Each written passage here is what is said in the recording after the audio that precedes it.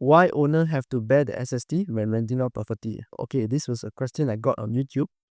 The simple answer is that you use the services of the agency to rent out or sell your property. Okay, yes, SST is payable when you rent out or sell your property. Why the owner have to pay?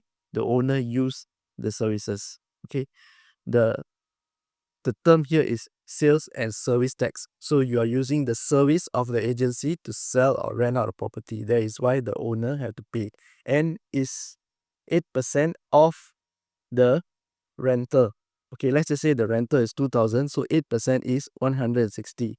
If you sell a property and the commission is 10,000, so the 8% is on that 10,000, which is 10,800. Okay, so next time if you use the services of the agency, 8% SST is you have to pay as for using the services of the agency. You don't want to pay, no problem. You can sell the property or rent out the property yourself. Okay, so you don't have to pay the 8% SST. So that, I hope that clears up the question. Thanks for the question. Any more, please ask. This is Kenny here from Property Stories, and I'll see you again next video. Bye bye.